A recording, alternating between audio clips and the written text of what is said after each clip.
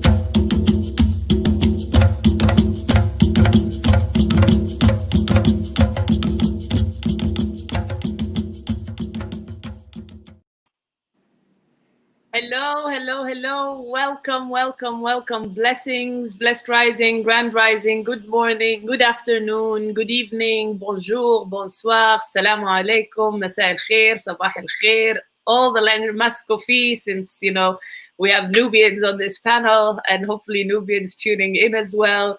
Please say good morning or peace or hello in your language and in the language of which you are tuning in. And please, please, please let us know where you are tuning in from. We have with us here our very own, our foundational family member here, the coach himself, Abdel Wahab Esraj. You can see his name with all the languages of the identities of which he carries. I love it. I love it. I love it. Oh, and we have another. Okay, so this is officially turning into a Nubian panel here. Except Mazen doesn't have his name in Mazen. Why don't you have your name in Nubian in here? Hey, sorry, what'd you say, Dima? I was saying, please send Abdul Wahab his name in Nubian because he tried stealing mine. Who wrote for him? No, mine was Dima for a while. Like I actually took over. He did. I sent you the picture. He actually took my name and he put my name as his own. And I told him now I have proof for identity. Yeah, I saw. I saw that. Who wrote Abdul Wahab in Nubian though? I think that was either you or Rami, like in that group. So can you read Nope, it? Nope, it wasn't me. Oh, yes, yeah, I can. Yeah, that was. Oh wow, that's true. Yeah, but that's not Abdul Wahab though. That says I will coaching. Imagine we're promoting. Yeah, that says I will coaching. Yeah, we're taking your license away from you. Like, what do you mean you couldn't read that? I could have read it. Okay, Abdul. Look at me now. I'm coming. All right, coach. All right, coach. The newest Nubian on the block. Hey. Yes. Rooting ourselves. I love it. I love it. I love it. How are you doing, Mazen? I'm good. How's everybody doing? What's the topic? Give me the rundown. Perfect. So we're talking about how to root ourselves to root our future. We were either born or we were raised away from our land, away from what our parents know as home. How do we root ourselves, connect ourselves to our heritage, to be able to root our future, to connect our kids, our next generations to this heritage, wherever we branch out to? Because let's be honest, this family tree is branching and has reached. I don't know if Joe is joining us today from the Philippines. Joe, if you're tuned in, welcome. But we have this brother who is joining us from the Philippines every day, has joined us from our first Africa Week 2020 back in May. And we have family tuning in from everywhere. So this family tree that is rooted in Africa has branched all over. How can we keep connecting ourselves to that root so that the more we branch out, our little leaflings are able to connect and trace themselves back to the root, which is the continent, which is Mama Africa? Lily Montgomery, hello, hello. A lovely day to you as well. Please join the conversation. This is an open dialogue on how to bridge the gap, how to co-create generational wisdom with our different races, our different backgrounds. How do we make sure we are rooted in who we are to be able to continue rooting our children without taking people's identity? Ahem, like Abdul Wahab was trying to take my name, the newest kid on the block. If the names are showing up as squares to you, because on my screen it's showing up on squares, please show a show of hands if you are seeing squares on the screens and on the name tags or rectangles. They're not really squares, they're rectangles. They're showing up as rectangles for me. But Mazen, if you can take a screenshot, or someone can take a screenshot and share what these characters look like for us, or for a machine that can read these languages. So here's the thing, like, don't be surprised. My name doesn't really look that much different than the English one. It literally just literally it's just the same thing. The Z just has a fancier tail. Oh, let me see. Yeah, I texted it to you. Lily's saying, lovely day to the Philippines. She adored her moments living there. Lily, join the conversation. Tell us what you enjoyed most, and for however long you were staying there, what kind of connection did you see to the continent, to people of African ancestry? I know you do a lot of work on mixed races. And here we go. Something I do with some newly awoken, I help them see the correlation between the mainstream spiritual characters to our original African roots. Lily, it feels like you should be on this in this discussion with us. Please join. The link is on Facebook. We've dropped it here. We're going to be talking about. I really wanted to interview. I was having this conversation with Abdul Wahab, and he was telling me about a family trip that he was having with this queen here. All hail the queen, Nada. Girl, that's all you. That's all you. Bless. There we are. Hello. Welcome. We have here 3 Nubians and a Nubian by affiliation. I wonder who that is. Nubian by love. And, nah, he's not admitting love as well. Nah. We're not claiming that. He said he wants to sue us. I'm putting it out there. Did you change the name? Yes, but you know what's gonna happen, guys? Watch. You guys should just be my friends right now, because I'm actually going to take it a step further. I'm actually planning on now. The plan is to move to Nubia and be there and claim my old lands, and then I'm going to see if I'm going to allow you guys to come and visit or not. Just to put it out there for you guys. That's the plan. That's the plan. I think it was a mistake for him to find out. I now regret that. Hey, Nubian by love. Okay, we definitely have a Nubian by love here. Tara's coming through. Nubian by love. Tara, we love you. And also, I have something for you. This is why you need to come and see me. Yes, nice. We need to visit soon. Lily saying my time that was spent on military base, but I was received by the locals as a citizen. I feel my mixed heritage gave me the appearance of a local, which offered me a glimpse most don't see. That's cute. Yeah. And this is what we're here to talk about. Really, let's have a round of introductions first. How we do it in Africa Week 2020 is you tell us who you are, you tell us what keeps you up at night, whatever it is. Oh no. And you tell us how our family, how the Africa Week 2020 family can help you sleep better. So if what's keeping you up at night is you worrying about something, how can we alleviate that worry? if what's keeping you up is a project that you're working on, how can we as a family help you with that project? How can we amplify you? We'll start with this basic introduction, and then we'll take the introduction down to the specifics of this panel in terms of heritage and being rooted in our culture. But first, our classic introduction for Africa Week 2020. Who are you? What keeps you up at night? How can the family help you sleep better?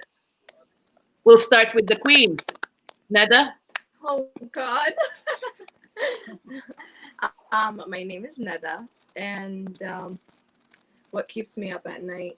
Well, I will talk about just today or last night and this morning, and it's just what's happening with Breonna Taylor and how there was basically no justice, and that definitely keeps me up because, you know, as African Americans, you know, yes, we're Nubian in heritage, but here we're seen as Black, and so I think about that a lot and how to get my kids, you know, to be proud of their identity, but also just be safe. You know, we're in a country that doesn't really respect Black people as it should. You know, I always talk to our kids about, you know, you come from royalty, you come from kings and queens, but here they're not seen that way. And so one thing that definitely keeps me up is, how do I get them to believe that they are kings and queens? You know, if we have a daughter, she'll be a queen too. But to just be proud of who they are and that strength, and not give in to how this society shapes them up to be. And how can we help you? How do you feel we as a family here help you sleep better? What do you feel we can do? I definitely think having things like this, like Nubia Week and Africa Week, you know, it strengthens that identity. And if you have a strong identity, you won't give in to what society makes you think you are. You'll know who you are. So yes, thank you, Dima, for organizing this. Thank you for coming. Thank you for showing up. I'm merely trying to, the facilitator here. I'm just putting the No, space. it wouldn't have been done without you. You lot fill it in, and you know, again, it is pure blessings to have us come together and be able to share this and be so open in sharing our fears, our concerns, but also our expectations of one another. Abdul Wahab. Abdul Wahab is the name. I think that's a deep question, a very, very, very deep question, because I'm one of those individuals that I don't stay up at night at all. I mean, I sleep like a baby, and the reason being, you know, why do I sleep like a baby? And this is something, maybe a workshop that we need to do, is I think from a structure perspective, you know, understanding my role and understanding my limits. So every night before I go to bed, I do a lot of reflections as far as how did this whole day go about, what did I accomplish, and things that I, you know. And I think this is one thing that I just, that self-acceptance, self-love, patting myself in the back, and saying to myself that I gave it my all every single night. I gave it my all. I've done my best, and this is everything that I could do for my power. So looking at every single day in that aspect, where there's no, just wait till the next day to do it, like let's finish the job the next day, just making sure that everything is being done precisely that specific day. I think it allows you that ability to take a step back and say, yeah, let me sleep like a baby. So what keeps me up at night in that sense, I think, is purpose. You know, I understand my purpose, and I understand what do I need to do, what do I need to continue to do. So I think that's something that's been something just comes into my mind as far as ideas and things that I just want to work on. How can the family help? You know, like every family, I think just having that support, that proximity, your presence, sharing the successes, being there to talk about the weaknesses, the failures, and embracing each other, you know, respecting each other for who we are, and keep to push each other forward. I think that's what we need to do, and that's what every healthy family do, so we can all move to the next level and all be successful and all just accomplish everything we want to accomplish in life. But it's a tough question. It is. Thank you. Thank you. No, thank you for sharing that and bringing that perspective. And I think it's a really big part of why I wanted to have this conversation with you and with Nada, given what you were telling me about, you know, how you were preparing our little kings and inshallah the queen as she comes as well. But you know, we have to train the others first before the queen arrives, just like we were with this panel. So you know, you're getting that training out of the way so that when she's here in full form, inshallah. Mazin, I think people know you with all your different hats so far, but we don't have that insight as to what keeps you up at night. And you know, aside from it being all your coping mechanisms of just taking on extra projects, at the root of it, why are you staying up at night? Why are you not sleeping? And how can the family help you sleep?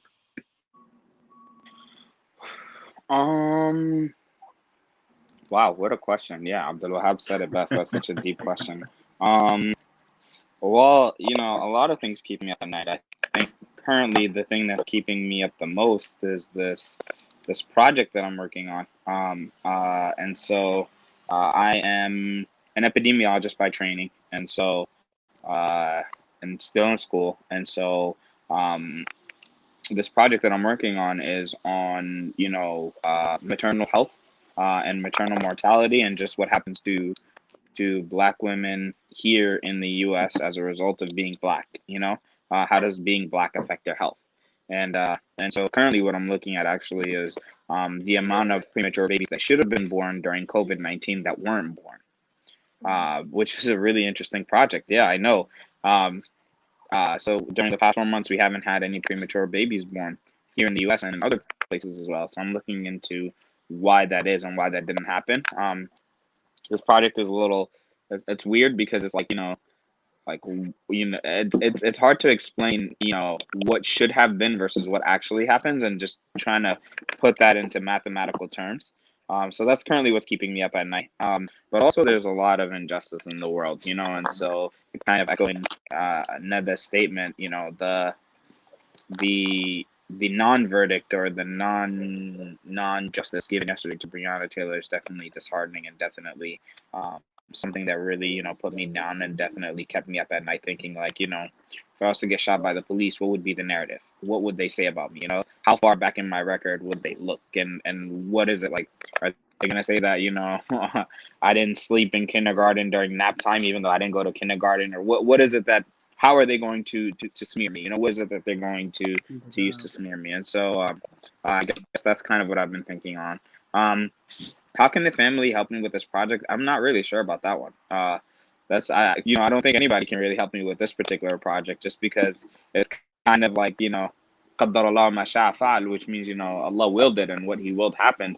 So I'm not really sure of how to, you know, I guess that's part of the issue that's keeping me up. I don't know how to put into terms and into numbers just what's going on and what should have happened and what actually did happen. So I don't really have an answer for that last question, but you know, that's kind of what's been on my mind as of lately. Is there a way we can help you with? There is a way we can help you with this last one, in my opinion, and I will get into that as part of this discussion. But for your very important project that you are working on, and very interesting one as well, is there anything that the family can share with you? Are you looking in particular data? Are you looking for any particular stories or numbers in any particular category that people can maybe share with you, or resources, resource that you're looking for? You know, if anybody is in Ireland or in the UK, I know they're working on a similar project. I haven't been able to get my hands on any of their information. So if anybody is in the health professions in those two places, and can get me in touch with, you know, any health professionals over there, I would greatly appreciate that. I guess connections, networking. That's definitely how folks can help. Maybe this is something that's happening all over the world and we just didn't notice it, because Ireland and the UK were the two main places that kind of put this information out there.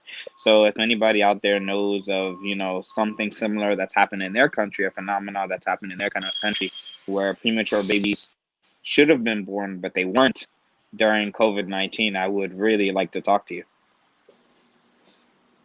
Okay, there you go, and it's they're sharing it to Bianchi at Twitter and Instagram, or would you like your email on that?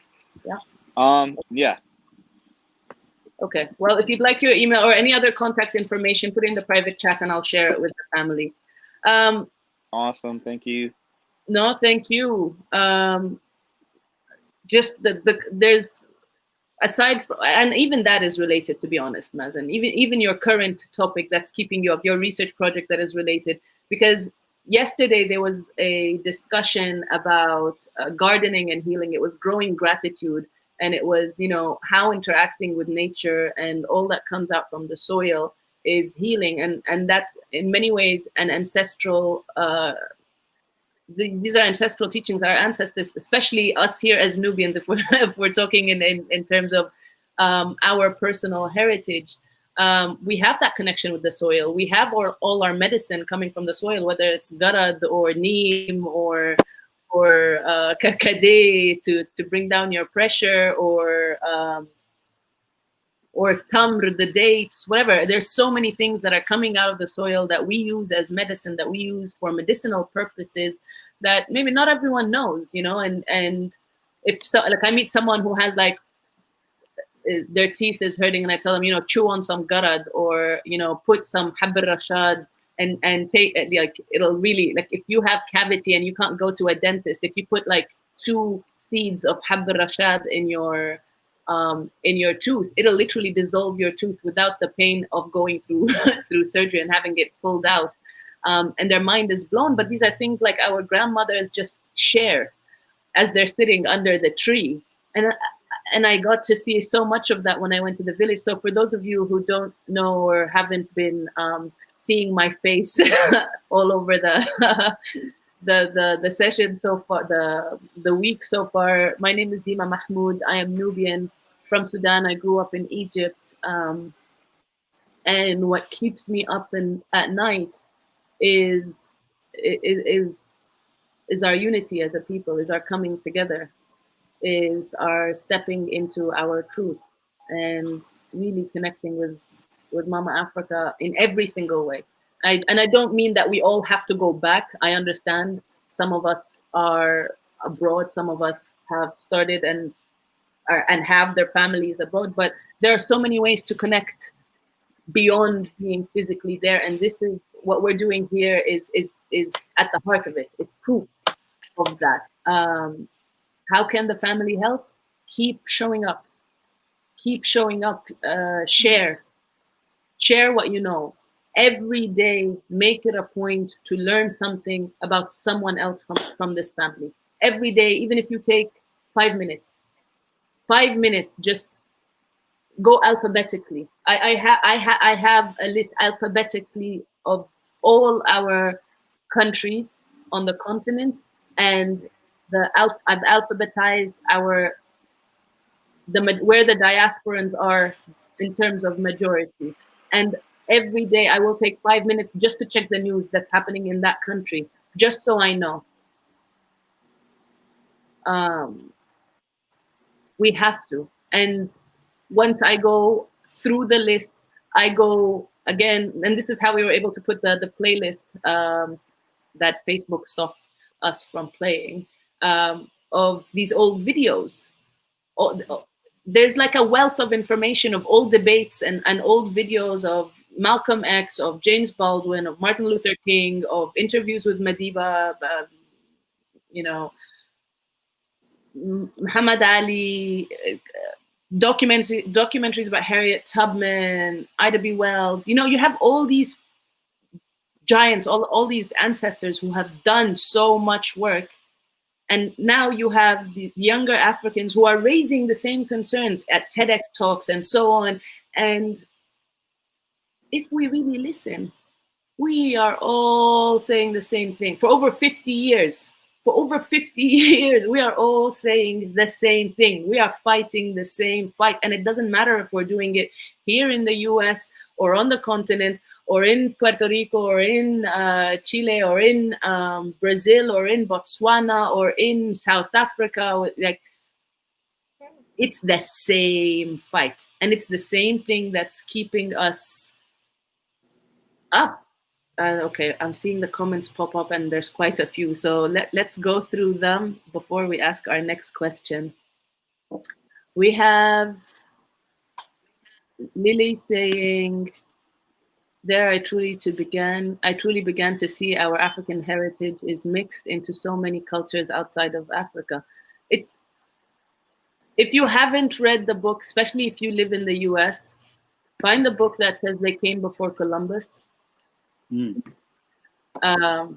Because there's this ridiculous rumor that Africans didn't travel, that Africans weren't able to leave the continent, and that the only time Africans left the continent is when we were robbed of our continent, when we were kidnapped and forced off our continent. But this isn't true.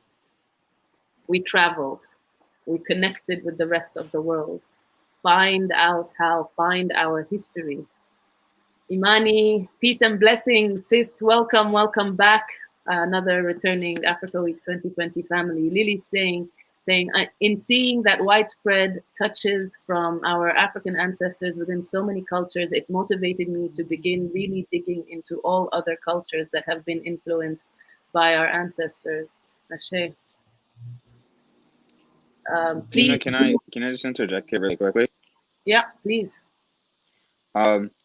So this is a random nerdy Nubian fact, although it's not Nubian related. But actually there was a whole entire city in Florida before Florida was called Florida that was just of Black people, you know, and Columbus writes in his book that, or one of the other conquistadors, or you know, I'm pretty sure it was Columbus though. But he writes that he met a group of Native Americans and a group of Indians, red-skinned people, he calls them red-skinned people, who told him about a village or a city of purely dark-skinned people that they had never seen before, black-skinned people, and they described them as black-skinned.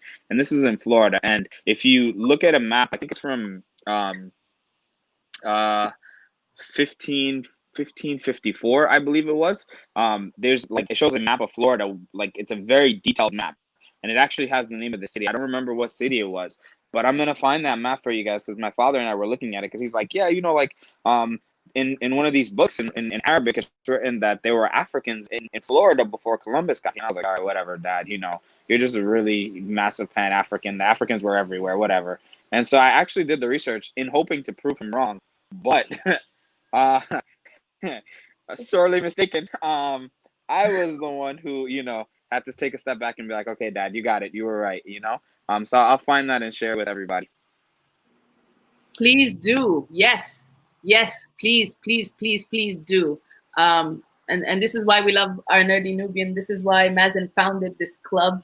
And to join, in fact, I'm going to share his panel on Nerdy Nubians because he had some amazing facts, some amazing Nerdy Nubian facts that we'll share here. Mazen, please, if you find that map, let's send it to me so I can first screen share it here. But I'd also like to send the link out. Again, we have Lily saying, my children, both biological and spiritual, in what way did the work I do on that day or previous ones help in keeping them safe so that they don't become the next big news story about injustice? That's what keeps her up at night.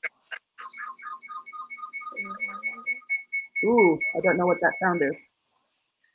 Okay.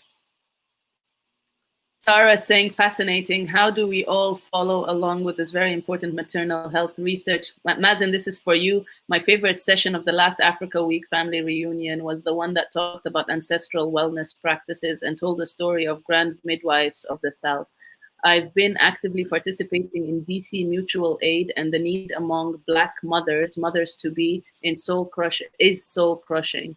The weight of the world is on their shoulders, and there is not a single problem that can solve their mountain of issues. Tara, I'm not able to see the rest of your comment for some reason. It's too big, it's too long to show here. So I have to go to Facebook to read the rest of it, which I will do.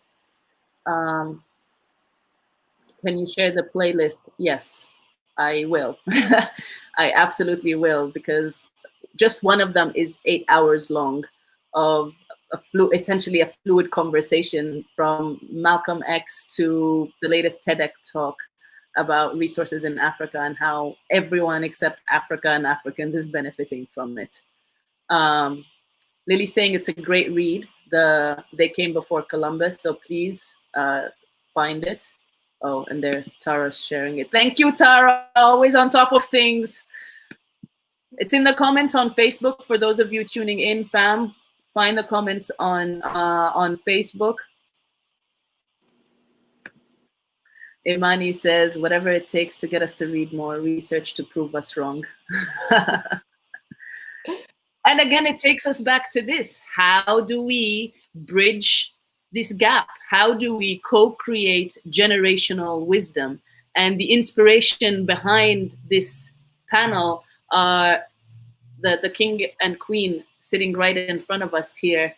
Look at Abdul Wahab. Still, you have Neda, and you have Abdul Wahab and Neda, and then you have I Will Coaching in Nubian. Always.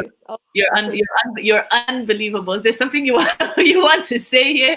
Okay, you know what? Neda and Abdul Wahab, you are both Sudanese. You are both, now that we know Abdul Wahab is, because he did this research preparing for this panel, you are both Nubian. Were you both born in Sudan? No, I wasn't. Abdul Wahab was. Okay. Your childhood, was it in Sudan? Okay, go ahead. Perfect. Let me jump in. So I was born in Sudan, Khartoum Vidayat Hospital. Stayed there for about a year, and then we moved to UAE, where we stayed roughly, I think, for the first like 4 years of my life. We went back and forth, I think maybe once a year or something like that, and then we stopped going. I think it took about 13 years until the next time we went back. I was roughly about 14 years old, and so the move was, we decided to come here. So we wanted to spend one more year in Sudan before we make this permanent move here. And it was an eye opening, for me. I think for me coming to Sudan, adapted very, very, very well with the culture, and I tell people, and actually the book that I'm working on creating and working on, this is something that I think it shifted my whole entire perspective in life, and I wanted to give it a lot of credits to that 1 year, because I think, and this is a conversation that I always have with my parents, I believe that 1 year shaped me for the man who I am at this point. Wow. We came in to going to school, just going from having 30 people, 20 people in your classroom to 80 people in the classroom, to from having the structure in Dubai and everything else, the luxuries behind it, into needing to walk every single day for about 6 miles every single day back and forth to school and from school. There's no buses. So that walk, with people around you, your classmates, the conversations that you're having, the discussions, like that, asking people for rides, that to be genuine, to get there, to share your ideas, to process things. And I remember my first experience in school, which is the first day in school. When I walked in Sudan, as you know, you must wear uniforms. This is not something that we had to do in UAE. So the uniform was this khaki pants and this short sleeve white t-shirt. And I remember I had this long sleeve polo t-shirt, white t-shirt. So I'll go in, and then you stand in lines, ready to go in. And a teacher, was walking around, called me out, and he said, I need you to come up. He asked me to take my shirt off in front of everyone in there. And with the scissor, he ended up cutting the sleeves off. And it was a defining moment for me, like, where I'm like, hold on a second, this is very humiliating, but you know what, dude, screw you. Why? It's that law and order, that structure. It's short sleeves coming in with long sleeves. I'm gonna teach you something, and I took it that way. Literally took it that way. The next day, I think I got called in by the principal into the office for trying to be a class clown or whatever that is. And then they start to see the discipline. I mean, like he, with the big, stick, and he's like, and then he put the stick around and starts slapping people. I mean, it's like this is like these are the cultural thing for me that I'm like, I'm slapping people. So I remember stopping him right before he got to me, and I said to him, I was like, listen, my dad never ever put his hands on me. You will not do that today. And he looked at me like I was crazy, and he said, okay, you stand aside here. And he continued with his whatever he wanted to do. But then the conversation that I had with him after the fact, like that confidence, this is what it is. This is the expectation I want from you. That next a week later, I'm leading the prayers in the jam because he's calling my name to get up and do that. So like and those are the small moments that role of a father, that respect between the relationship that you have, where everyone is a father figure. Everyone is able to discipline. You can't come home and say this person, like my neighbor caught me doing this and he hit me, and then your dad would say, well, great, I'm glad. If he didn't hit you, I would have hit you and send you back to him so he can hit you. Everyone was disciplined. Yeah. I got a job at a local market selling ice at a 14 years old. So you come in there during your weekend, and you cut dice, and you cut dice, and then the guy, like a few minutes later, like few like weeks later, I'm getting promotion to become that, to handle the money. Like I 14, like just, just these are life lessons. You're right there, getting exposed to something like this. So you come to this country, like, okay, I'm good with money. I'm good with managing. I'm good with talking to people. Now let's start businesses. Let's start different things. I'm not gonna settle with whatever that is. I'm a challenge. So everything that I think in that 1 year, that it built my identity as far as who I am. So I built tons of relationships. I started to learn how to write. So when I came here, back, came to the States, I never went back for 19 years. Wow. I did not go back for 19 years. But I'll tell you one thing, in those 19 years, my relationship with every person that I met in Sudan for that 1 year was just amazing. I still have those relationships until today's date. We still talk, we still communicate, we still joke. We go in, we hang out, we do all these different things. But the biggest idea is when I went back to Sudan this past January for the first time in 19 years, it was that sense of home. I knew where everything was. I didn't tell anyone that I was coming. Just showed up. I remember that I was think I'm crazy. Went and rented out a car, and I drove to Camden. That's where my mom, from Jazeera. Drove there for that hour and a half to get there, and pulling over and meeting the people, and everyone was like, "Hold on, what just who are you? Like the beard is different. What's going on in there?"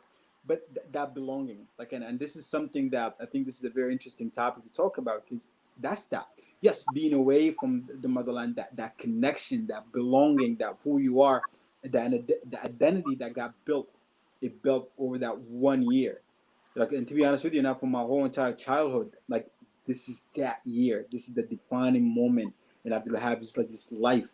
This is what it is. So the commitment that we made, all right, how can we take that, and how can we teach that, and how can we not put our kids in a situation where they have to go 19 years without being connected to the family, to the country? Let's bring them back. Let's let them.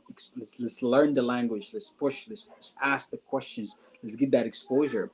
And Mazen had said something that literally hit me right in the core. He said, me and my dad are sitting down learning about this place in Florida, that's it's, I mean, for me, I'm very visual, by the way, so I'm picturing, little Mazen sitting there with his dad having this conversation about this particular topic, and then Mazen's like, oh, I'm gonna go get you. But that's what I mean about co-creating. It's having and allowing the dialogue. It's not like my way or the highway, or this is me. Like, let imagine just learn it or not have a relation, but it's that. Let's sit down, let's talk about things that we both are interested in. Let's pick up brain and be and just have that platform to talk. I know I'm talking forever, so go ahead. No. What you're saying applies. But so I was born in Sardia, Riyadh, Saudi Arabia, and I grew up there. I was there until I was about 8, and then we went to Sudan also for about a year, and then we came here. But during those 8 years, we would go to Sudan like every summer, and so my memories of Sudan were always like Abdul Wahab said, like home. We have like happy memories. We go and spend the summer at my grandpa's house with all my cousins.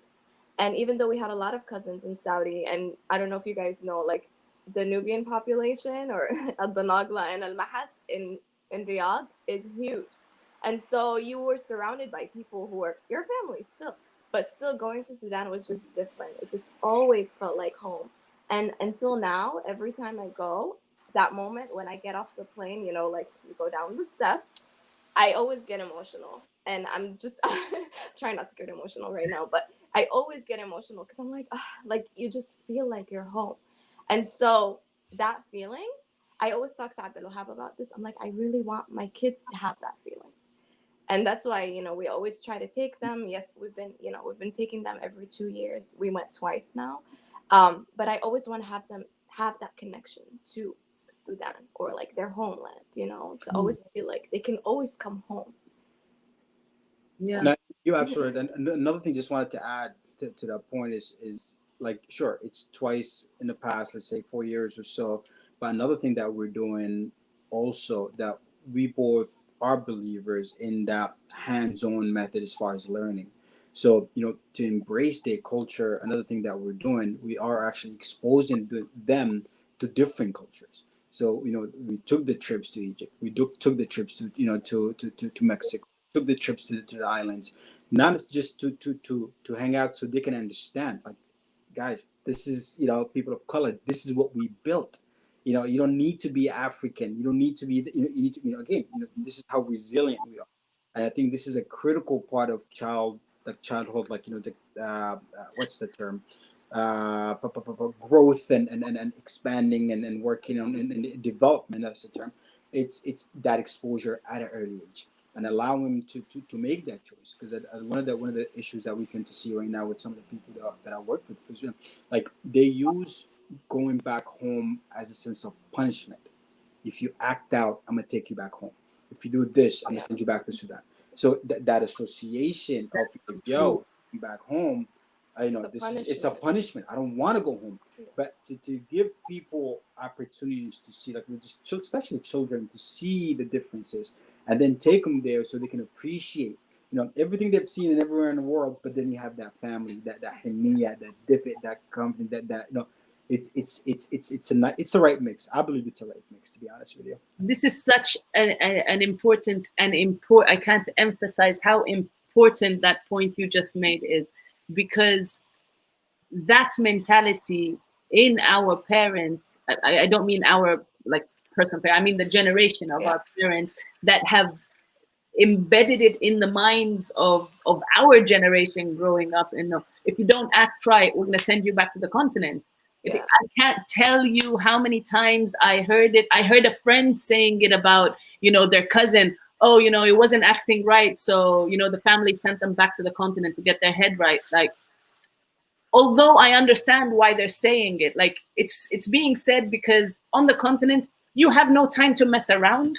Like, even if you're trying to mess around, like, you'll be slapped with reality so hard you have to straighten up and function. But that shouldn't be how we paint home. That shouldn't be the image we have of home wherever we are. But also the point that you made about introducing our kids, our children, to other cultures, to appreciate ours. I don't know if you had a chance to tune in to Black Love Stories panel yesterday. And if you've missed it, please go back and watch it, because it was a glimpse of the creme de la creme of what our people have to offer. Like Fusion, I mean, you and Mazen were with Fusion on the panel, so we were talking about this, and that hot air balloon really took off. And it started off in London, but we stopped in Kenya, we stopped in Rwanda, we stopped in Ghana, we went to South Africa, and just hear what was said. One of the things that was said from the youngest person on the panel, who was Wuntia. He's now 20, but Wuntia, at the age of 17, started a project. When he was in school, he was in the African Leadership Academy that's in South Africa. And Fusion was asking him how it was to leave Ghana and go to South Africa, and if he did feel like, I don't want to say an outsider, but that you're not from South Africa.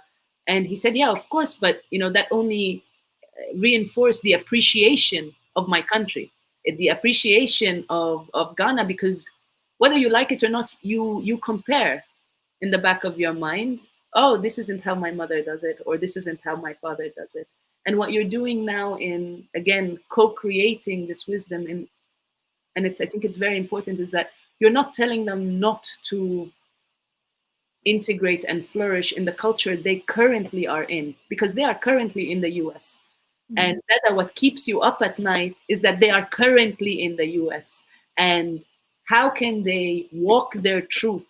How can they claim their narratives as they continue to be in a place that is that one doesn't know about their narrative, isn't interested in their narrative, is threatened by their narrative, and their personal and strongest weapon, being their blackness, is the biggest threat in where they walk. So this is what I mean. Everything that is keeping us up is also connected. Yeah. Right? And more to your point is here we have the sister, we have Susanna saying, Suzanne, and thank you for joining us, Suzanne. Those of us who are European or white are also searching for our ancestors, and it is an honor to be here in your presence and blessed by your teaching. Suzanne, thank you so much for joining. And I actually have a note somewhere in all these post-its here to reach out to you, because I have seen some of your comments earlier in the panels, and this is why we say we're a global family. Because whether you are physically white right now, your skin is white or lighter, or even if it's polka dot, whether we like it or not, science facts says the first human being is from the continent. Every single human being in this world, on this earth, has a DNA that traces back to a black woman. So you being here, you trying to connect, you looking to learn, is strength to us. And I am so grateful that you are taking this time to join us. Keep asking questions. If you can join us here, we've dropped the link earlier. Tell us what your experience is. How do you pass on this knowledge? How do you keep asking these questions? How can we keep empowering our children wherever we are? And this is something I'd like to go back to, maybe to have you think about it for now, Nada and Abdul Wahab. What are examples that you've seen this way of learning, this way of teaching and growing with your kids, impacting them? How are you seeing an example of something they've done that had you sit there and say, we're doing this right?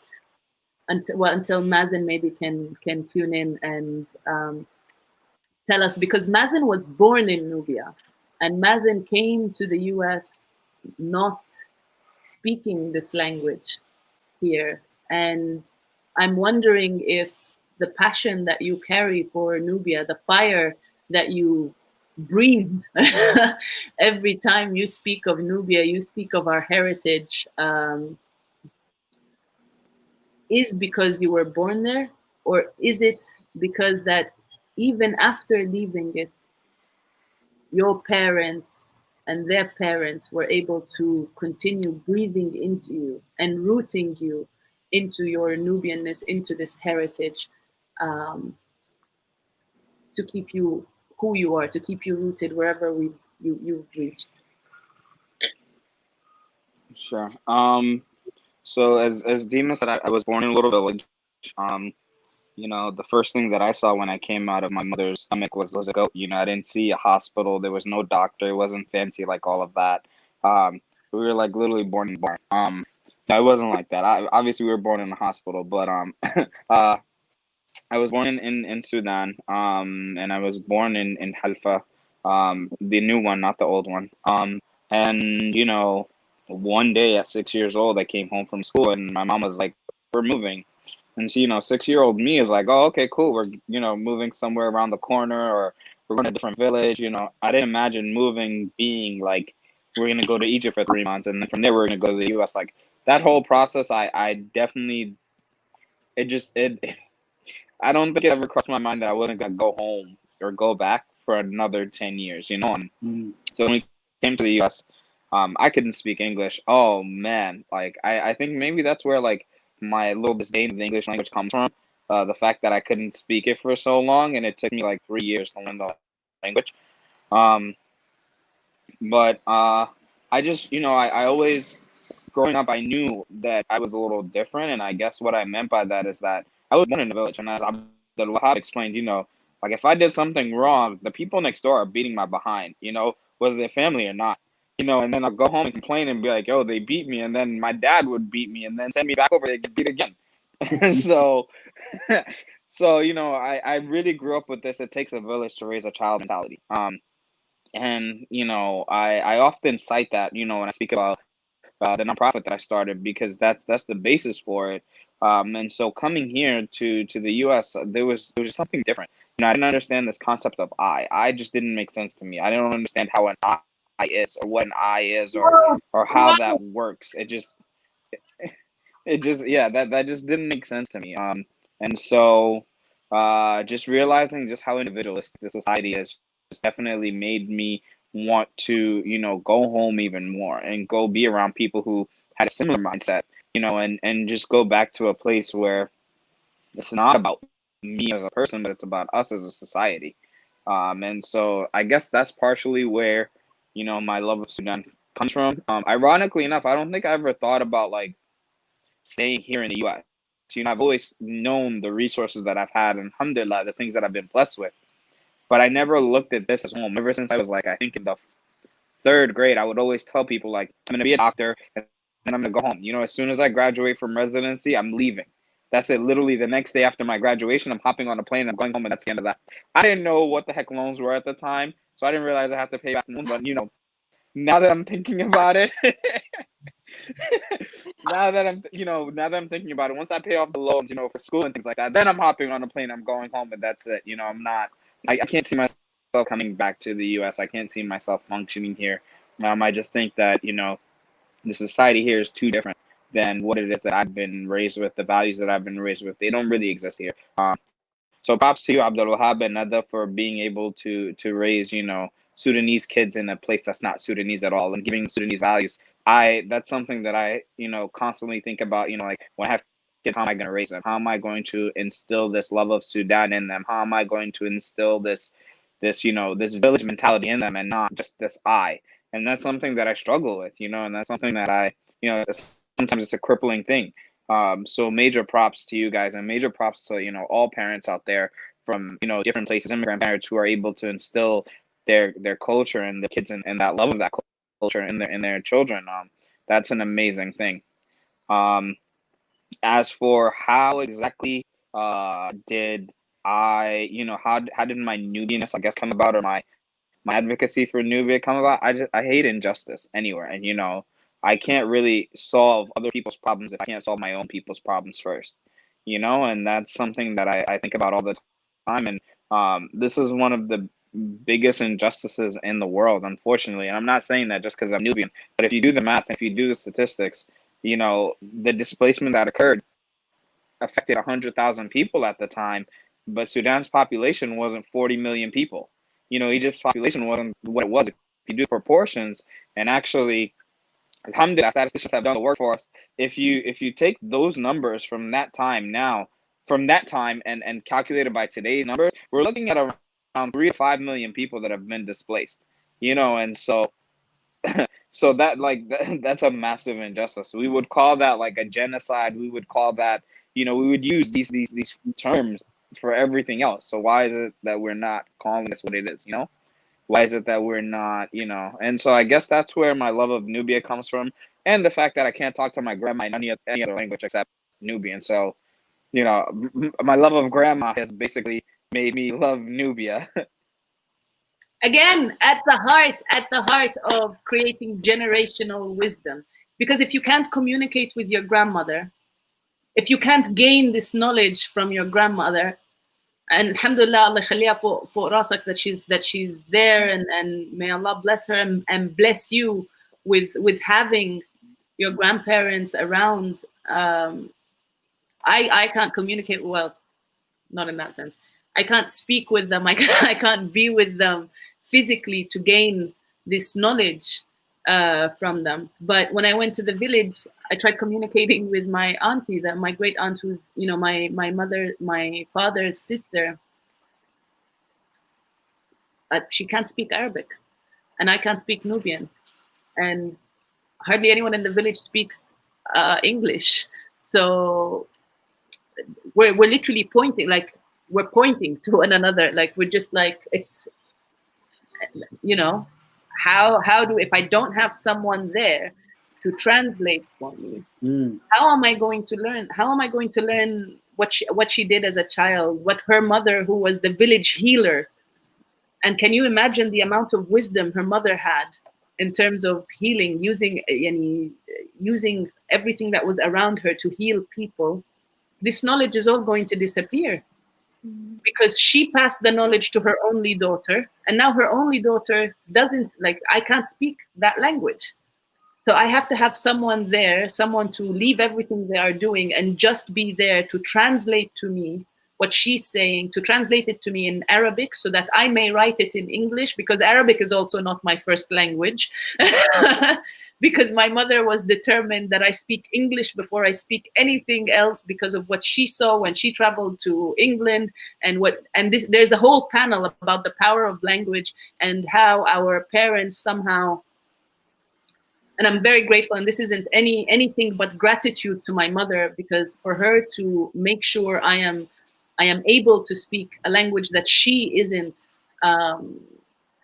mastering, to make sure that whatever room I get into, she understood, okay, English is a main language now around the world, and if I want my daughter to be able to go into any room and demand what she wants, she needs to be speaking a language that is spoken everywhere to be able to communicate that. And I give thanks to her for that.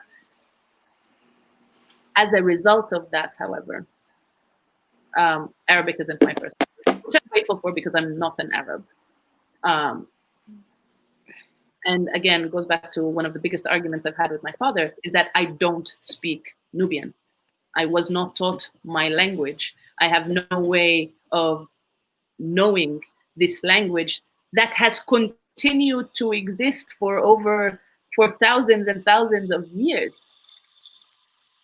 If that isn't my connection to history, and therefore my connection to the future,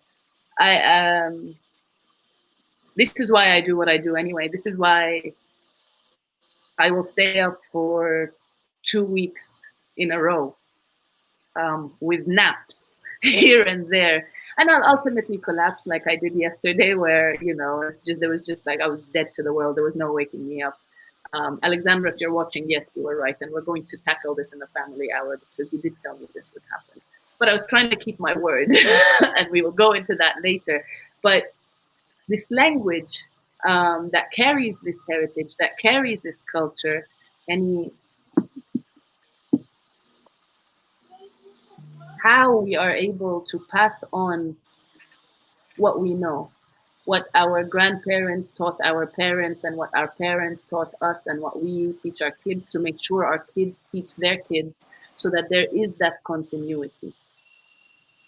Yani, Nada, I am sure, and we have people who will be joining us in a bit, who will share a similar perspective as well. What is a memory that you have that your mother told you something, and then she mentioned how her mother taught it to her? Oh my God. While you think of that, I'll give you some time to think about that, because we do have comments, and this is an interactive thing. And so family, please, the link is there. If you feel like you'd like to join this conversation, this is an open discussion, and we can keep talking about this. And this isn't just about Sudan. It just so happens that everyone on this panel is Sudanese. And I think it's very timely, because right now in Sudan, with what's happening in Sudan, politically speaking, more than anything else, goes back to the question of the gap that we have with our identity, with our heritage, because we have had brave, unapologetic young Sudani youth who took to the streets to say, we reject being painted by one brush. We claim every aspect of who we are as Sudanese. We claim every different identity, every different ethnicity, every different tradition within the borders of this country that has, of which the borders have been imposed on us, by the way, just so we're clear. Um, to now see this very clear and very blatant at erasing this progress after we have reached a point where we were all sitting together from Darfur, from the Nuba Mountains, from Kassala, from Nubia, from from everywhere across Sudan, bringing in who we are, to now all of a sudden it just all going back to Khartoum. Anything that matters in Sudan right now is only happening in Khartoum. Any news anyone is hearing about, you are hearing about the capital.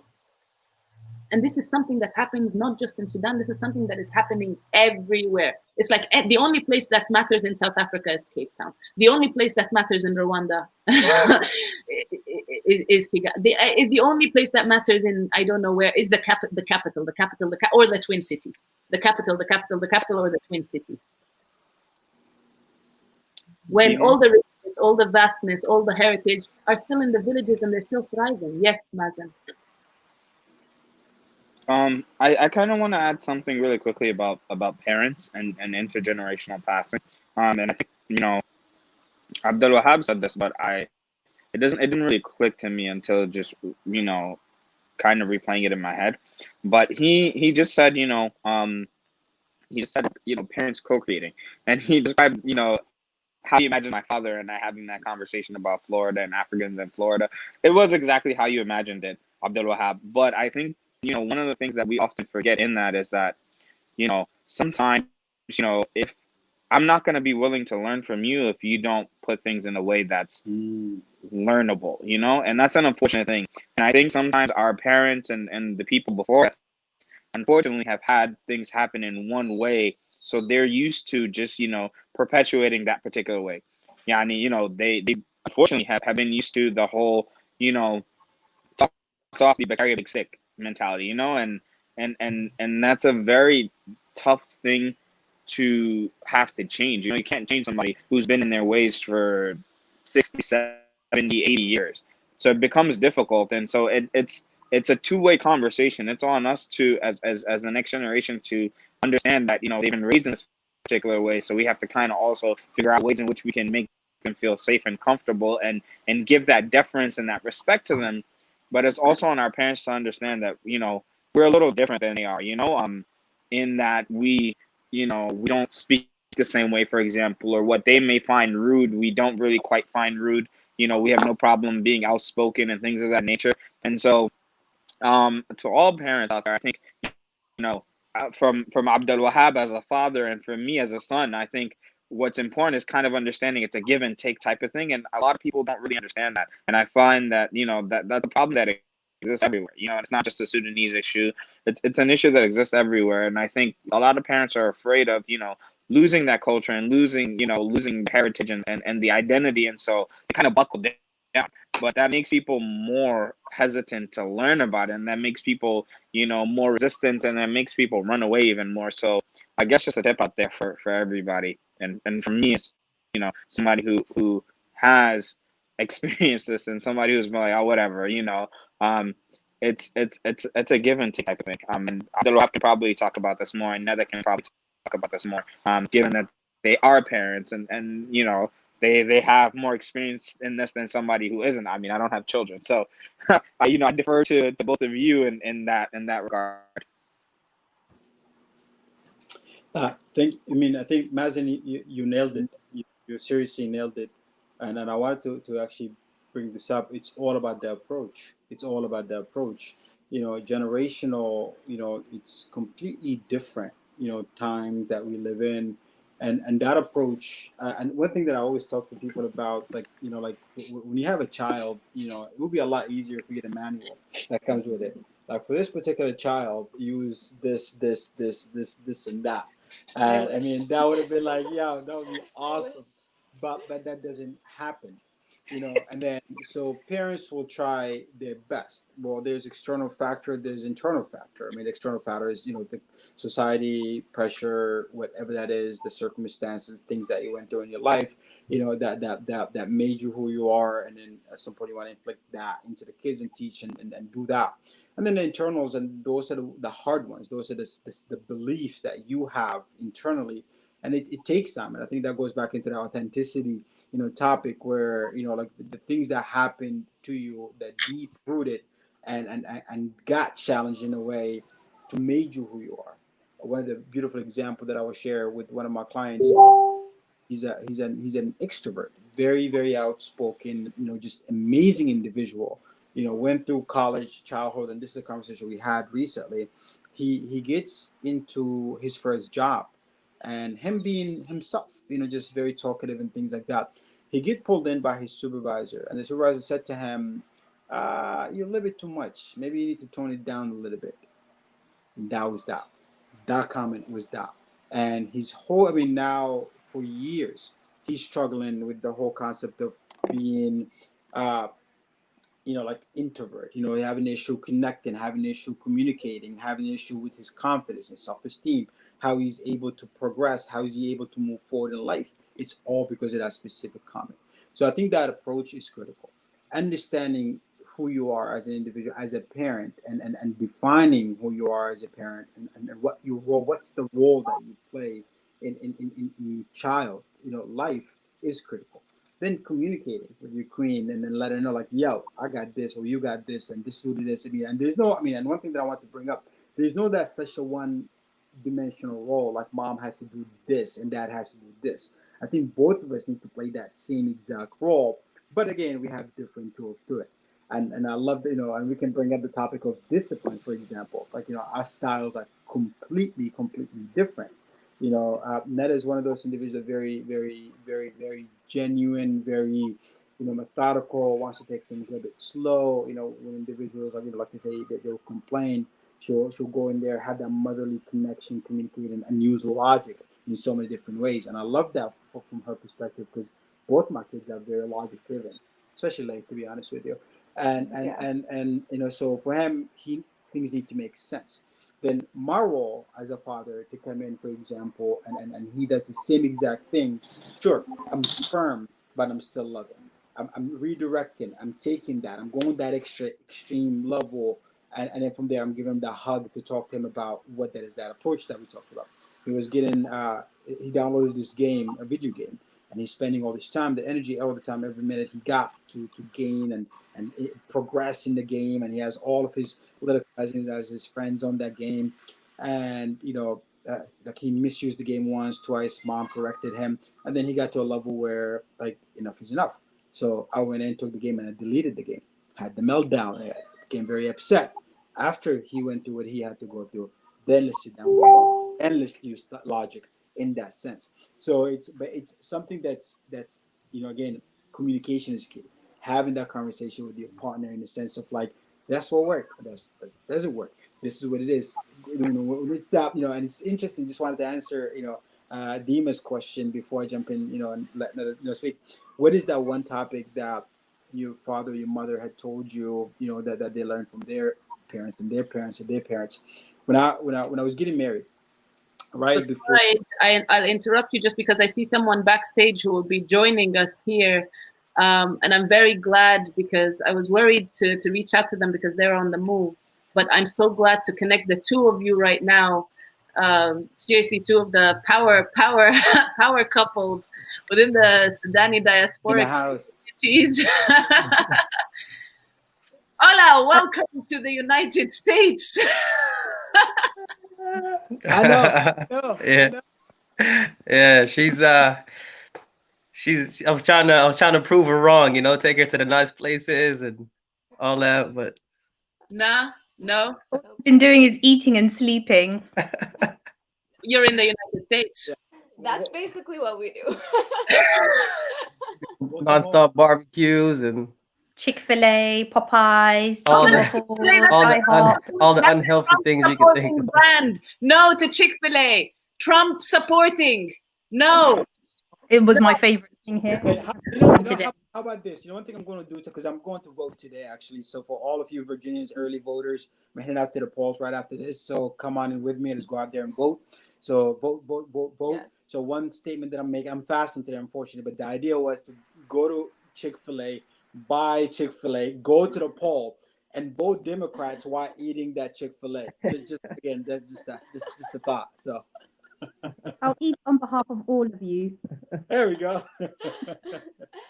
Okay, well, we're talking about generational wisdom and And that's a passing on generational wisdom. our heritage. I will not engage in this provocation. Nope.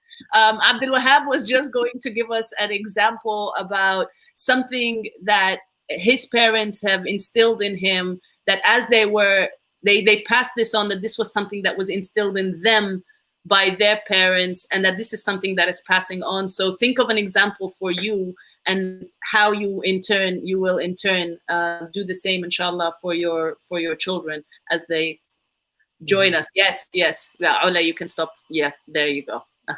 Abdul Wahab, back to you. So where we're driving, it was our wedding date. You know, we're going for Kadba Kitab. I had my dad in the car with me. It was just me and my dad. Like, and this is one of those things that, you know, knowing my dad, one of the most genuine people that you'll ever known. But he's quiet, like his personality. He doesn't talk much. You know, he's that observant, you know, person. He's in the back all the time, you know, just observing. And then when he speaks, he speaks these pearls, like boom, give it to you, and you get it. So, you know, so we're driving, and it was one of those moments that you know, like he looked at me and he said, I didn't even ask him. He said, marriage is a diplomacy, and marriage, it's all about communication. And he was like, if you're not going into this step knowing that there's no divorce as an option, you're doing the right decision. So I'm like, okay, so diplomacy, communication, and looking at this as of this is the decision that I'm making, where in his mind, like, divorce is not an option. So you make it work and figure out a way to make it. So we processed that later on, like I said.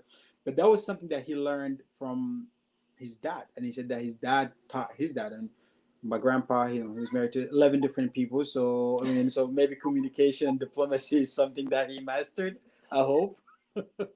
but it was that. So, you know, I remember, like, you know, coming in, and I think we had the conversation, we did talk about divorce, like about the whole divorce conversations, and we spoke about it. And this is something that I think, you know, every married couple, even before you get married, I think these are the tough conversations that people should have. You know, like laying out the foundation, the blueprints as far as what this marriage is going to look like, and have the tough conversation, because marriage is not kumbaya, having great days, great time every single day for the rest of your life. Is these disagreements, the fights, the arguments, that loving, the connecting, the spiritual, the spirituality aspect, the psychological connection. It's all of it. And if you're not ready to have those tough conversations about what would that look like if this is the option, and we had the topic, we have a conversation about that. You know, here's, you know, so it's having that transparency into what you do. But then him, I think, and I want to go back into what dad did. That opened my eyes into, it's okay to have the conversation. This is not something that we should not talk about. Diplomacy is the way to go. And to be honest with you, I think, you know, been married, what is it, 8 years? 8 years. I think learning diplomacy the hard way was something that we had to go through. And communication is the must. I mean, now I'm a coach, and I do relationship coaching. That's one of my strengths, I think, and I have an awesome track record with that. And that's one thing that I talk to every person. Without communication, there's no relationship. Without communication, there's no connection. Without communication, there's no passing anything. If you're not able to talk to your kids and parents and have that dialogue started. And communication doesn't have to be words, like what you just said, Dima, like being in a village where your parents, your grandma didn't speak Arabic, and none of the villagers spoke English, and you didn't speak, you know, like the language. You know, so it's like a simple, but you communicated. You lived there for how long? It's just that ability to, you know, to verbal, non-verbal communicate. It worked out.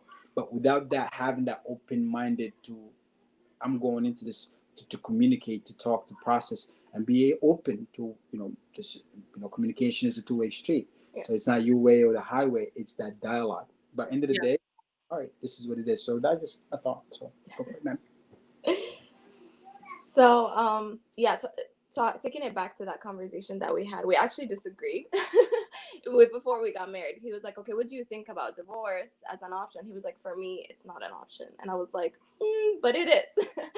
but but because, you know, I grew up with a single mother, not by choice, but, you know, she was a widow. My dad passed away when I was 11 before we came to the US.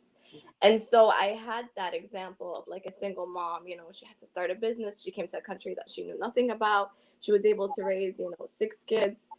So Allah khaliha, you know, she's amazing. But also I was like, you know, if things don't work out, I wouldn't want my kids to grow up, you know, in like a toxic environment. If really like there's nothing, no choice, I think I'm okay with divorce, as long as, you know, it's not an ugly divorce. I was like, we have to be on the same page, you know, we can co-parent, things like that. Alhamdulillah, you know, we're still married 8 years later, but it's okay to disagree about things, you know, it's okay to see the other perspective. And that was something like that we talked about very early on. And it's not something that the conversation didn't stop. Like we constantly talk about it. I mean, and this is the thing. Not, you know, and we're not talking about when we're fighting. We're actually talking about it when we are at peace. Yeah. When we're sitting down having a very good moment. These these tough conversations. These are conversations that we're having. Not for the sake of like preparation, but just for the sake of that being on the same page. This is what it is, and this is the conversation that we're having. We're giving 110, 20 million% to the relationship on daily basis. Because I think, believe it or not, I don't believe in 100, like that 50-50 stuff. And this is something that if you guys been on some of the rides with me, as far as some of the workshops that I do, I think marriage is 100-100. I think marriage is driving a ship with 2 pilots. There's no a pilot and a co-pilot. It's both of you guys need to be in sync, in as far as both of you guys understand the vision, the mission, the core values of the marriage, the core values, the beliefs that you have, and both of you guys be able to work it together. If you know, just think of your company with 2 CEOs. That's marriage, you know, and it will not work any other way, or, you know, out of that. To be honest with you, I want to take this to the disagreeing but still communicating point. And if I could actually, this is going to be a serious plug here right now for these two. If it'll allow me to do it. And if you're seeing the handle for Rami and Ola, just do Kashta Lab, at Kashta Lab, and follow them on there. They'll give you a brief, but I do want to take it to yesterday's panel again, where we had Jean-Michel, who's talking about teaching debate to kids, so that it's okay to say, nah, you can tell me that this is what it is, but I'm not going to do it because you're telling me that this is what I need to do. I need to understand the logic behind it. And if I don't agree with it, I will tell you why I don't agree with it. And he didn't give this example yesterday, but he gave it in another session, where one of the parents of the kids he's teaching came to him and told him how proud he is of his daughter, because he told his daughter to do something, and the daughter sat on it for a bit and then came back. She said, I won't do what you asked me for, and here are the reasons I will not do it. And she dropped 4 absolutely logical reasons as to why and the father told him, I just sat on my hands and I didn't know what to do, because she was right in everything she said. She came in a calm way to tell me why what I was telling her was unacceptable to her. And I wasn't able to tell her to do it. And I would love to see more of our youth confident in doing that. I don't know where that video is, but I think it's really, where is it? You guys had that, maybe it was on Ola's, the different things you call in the, there, is it this one? Yeah. I'm gonna share this screen.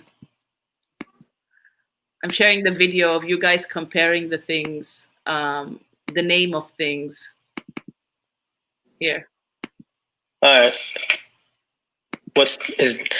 What normally goes in this bottle? A fizzy drink. It's a soda / pop. A fizzy drink because it fizzes. It's sodium carbonate, right? I hope I'm right. Well, then call it a sodium bicarbonated drink then. Bicarbonate, not sodium carbonate. It's sodium bicarbonate. Wait, let me check it. That's what I'm checking too. Carbonated water. Listen, it doesn't matter. It has sodium is on there more than once, therefore it's soda. It comes from sodium. Okay, so why do you call water water? Why don't you call it hydroxygen? Hey, listen. Can you pass me the hydroxygen? H2O, hydrogen, oxygen. You don't do that. You say, pass me the water. All right. Again, guys, sisters, family, follow this. I'm gonna drop it here. It's at Kashta Lab. Ooh, not lap. Ooh, no, sorry. This is why we need sleep. Okay, Rami and Ola, please introduce yourself, the classic introduction for Africa Week 2020. First of all, Rami, welcome back to Africa Week 2020. And Ola, welcome officially to the family now. How we introduce ourselves to the fam. You tell us who you are, you tell us what keeps you up at night, and you tell us how the family can help you, and then get into this discussion specifically about this disagreement because you do it so beautifully. Yeah, you want to start? So what was it? Introduce yourself and what keeps you up at night and how the family can help out. My name's Ula Labib. Rami snoring keeps me up all night, and my family can help me by putting a pillow over his face.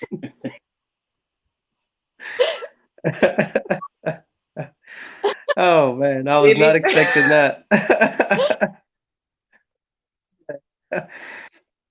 So my name is Rami Dawood. What keeps me up at night is the thought of not reaching certain goals that we want to reach together as a family, and how the family can help out is by being there and listening. I think listening is very important. Not even providing anything, just listening alone sometimes can be all a person needs. And understanding. Yeah. So you had an interview recently speaking about marrying one another despite your it's really funny to say different cultures considering you come from the same country. But then again, this re-emphasizes why I think it's great. Although I emphasize the importance of diversity on our panels and our session, I think it's great that everyone on this panel actually is from Sudan, because right now central to what's happening in Sudan is that there is this expectation that we are all Khartoum. That we are all painted by this one brush. We all have the exact same beliefs. We all have the exact same understanding, which is not true. It is not. It's simply not true. It's not historically true. It's not factually true. It's not realistically true or possible. Just so we're clear. So how do you navigate these changes, knowing you're one? We know we're one. We know we're one people, but we also know that our traditions dictate some differences. Like, Ola, I saw you spraying that milk. I know that's that's not necessarily something, but you did it like true. Like this is something this is something we do. And I'm taking. You know what? In my village, that is something we do. We've done it for. Sorry, the other thing, Rami was saying there was something that you traditionally do. That was it. Beating.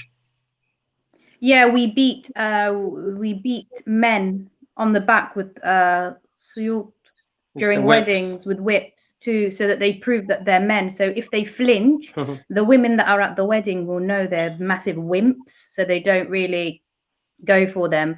But men who stand and get whipped and with strength and no fear, they're more appealing to women.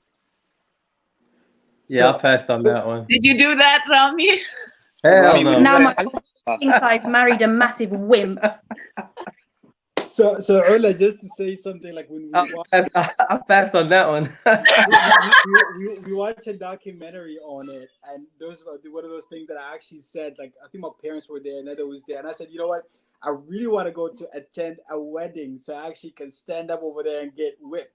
And everyone thought I was the craziest. And like, well, this is too. I'm like, no, I really want to do it. I really want to do it. So thank you for that cultural thing. Yo, I'll probably Yeah. yeah. I was like, Can I- listen, all the men in your side of the So, family, they can get whipped all they want. We're not doing that. We don't do that. We don't do that here. Yeah. No? in how would Mazen? you do that on me? What happened? No, I'm good, bro. I'm all right. He's Wait, affected is my it something sum'a now. Huh? Is it something that's done in Yeah, we Haifa? do that in Halfa. There's actually a really funny I joke. thought it Yeah, was mostly like a absolutely. There's Ja'aliyin kind of thing. I've never known us to do it. Well, I'm not Ja'aliya, so I mean, Lala, bro, we do that in Traditionally. Halfa. I've never thought we did it. I've never seen anyone do it in Halfa. Maybe it's a thing that There's was. actually a really funny joke about that where like this caravan is traveling and they were traveling with Halfawi and they stop and he's like, yeah, come to the wedding, you know, and there's this white guy who's with them, he's American, and so they go to the wedding and you know and obviously Halfawi doesn't tell the white guy like, you know, this is what we do at the wedding, and so he shows up, he's like, yeah, take off your shirt, I want to show you something real quick. And so they whip him and then he flinches and he like, you know, he afterwards he like curses all of Halfa. He's like, I'm never going to Halfa again. Screw your weddings. Screw all of this. You know. And so they drive straight through, and it just so happens that they were driving through like all of Halfa, and their weddings happening. He's like, no, just keep going. Oh wow. Yeah, no. Okay, so I tell don't us care where they do it at. I'm not doing that. what were some of the difference the differences that you had to communicate through, if at all, but also in the conversation of passing on this heritage. Rami, I know as a Nubian artivist, this is something that you instill in all you do, your heritage, your culture as a Nubian. How do you pass that? How do you intend on passing that on? You know, navigating between US, UK, Sudan, Nubia, and Ola as well. So I just wanted to say, we're talking about passing on our heritage. During my wedding, there is a Sudanese tradition that my mum has never agreed with that caused a massive uproar when she said, I'm not doing it, or halafat, and she was like, I won't attend, blah, blah, blah. And she was like, the idea of publicly like said the mal, making it public, and غدا العريس and غدا العروس, she was point blank. She was like, دي عادات وتقاليد, we've been doing it for generations upon generations. And she was like, I want to be the first person to end this. So then when you have kids, you don't do it. So then your kids don't do it. So I know you talk about that tradition. Could you just briefly explain what they are? Said al-mal and the غدا العريس وغدا العروس, for the people who don't know. So said al-mal is like when you get all your dowry and all the stuff like that. The man buys you before the wedding, and like the groom's family come and they show it to the bride's family for everybody to see, and they bring food for everybody, like to see, oh look how much we've got you, or look how much food we've got you. And then the bride's family then have to make food and take it to the groom side, and you have to bring like presents for the family and food and cake and biscuits. So basically it's just, number one, it's one big competition between the bride's family and the groom's family. And number two, all it does, my mum said, and I agree, is create jealousy. So there'll be new brides there or brides to be there. So they'll look at my shell and be like, oh my God, look how much Rami's bought. My husband only bought me half of that, and it causes problems. Or a new bride will see it and be like, well, by the way, this is how much this person has bought, so I expect more. Or me as a bride, I'll look at it and I'll be like, well, my friend got married last year, she got so much more than that. So it creates so much jealousy, so much envy, so much like hatred. So this is one tradition that we've been doing for generations that my mum was like, I want to cut it off, and we didn't do it. Yeah. Poor The lady AB. makes so much problem. It caused so Yeah, much it does. problem. It does. You did Uh-huh. Pilates? We No, didn't. he didn't do it. So We didn't do it. she owes me But he breakfast. always tells me that I owe him. It's the opposite of that. What did you say? She said they didn't do it either, and he always told her that she owes him. No, but he wants it. He's saying I owe him for Aris. Nah. Hey, listen, it's been 8 years. It's been 8 years now. Move on. It's that compound interest. Mm. That's crazy. No, but answering your question about passing on like Nubian culture and identity and such, uh, like I'm still learning the language still. Like I'm still not 100% fluent, but I really want to, like, once we have kids one day, inshallah, like to take them to the villages, and I just want them to live with their grandparents. And because I always say that's the best way to learn the language. You can download all the apps in the world and listen to all the songs, but like there's nothing like living with the elders and hearing them communicate on a daily basis. So I want them to get that experience as children. And obviously, the names, that's something me and Ola argue about sometimes. I really want to like give them Nubian names. You know, I feel like that's something that's very powerful. I second that. I second that. Yeah, my grandparents aren't Nubian. My grandma will be like, "There's no ism al gharib da." Like, it has to be something like. We'll talk about it later, darling. I will excuse myself for a second because there is another panel starting, but please continue the conversation. I'm listening to you. I'm just muting. So it doesn't that. So yeah, for sure. More examples. So yeah, that's I feel like the names and the having them live with the family is something that's very powerful, and it can really help them shape their identity from a young age. But you have to be practical at the same time. Like how would that even happen? For a few months at a time, for even just visits. You know, yeah, visits. That's fine. Yeah, we're not just gonna uproot and go live in like some village, you know. We couldn't even do that, so I don't think the kids will be able to do that. He can even do it for 7 hours. Yeah. No, I think that is a great idea. Like we were talking about this last night too, and we were saying, you know, we don't speak it either. You know, AB just found out he's Nubian. I didn't grow up speaking it because my mom never spoke the language. My dad, Allah yarhamu, did. But he never taught us either. So I was telling him, I was like, I would totally be okay if Dima starts the summer program. I would totally send the kids. We would go too, because I'm like, I want to learn too, you know? Dima is starting this summer program. Girl, and that's what I'm saying. When you said you want to send them to live with the grandparents, I tell you, this is going to be a proper summer camp specifically for all the Nubians who are in the diaspora who want their kids to come back and be rooted, whether it's 3 weeks, 1 month, 5 weeks, however it is. They're going to work, they're going to farm, they're going to be growing food with us, they're going to build, they're going to create art, they're going to learn the language, and they're going to teach us about where they are. Because whether they're in Sudan or whether they're in America or the UK or, well, not America, it's not America. It is not America. Whether it is the United States or the United Kingdom or Brazil or wherever they are, Nubians are everywhere as well. So they will teach us a little bit of where they are and come back and exchange of knowledge. This is how we co-create generational wisdom. Agreed. Absolutely. I think that's a fantastic idea. It's interesting as far as the logistics when you start to think about it, and just the impact something like this, and how, you know, are you impacting the little ones. But one thing that I just want to make sure that we pay attention to is the impact that we're making on the elderly. You know, I did not actually pay too much attention to that when I was in Sudan for the first time back in January. We've done 6 different workshops. In total, we had about 650 people that joined these different workshops.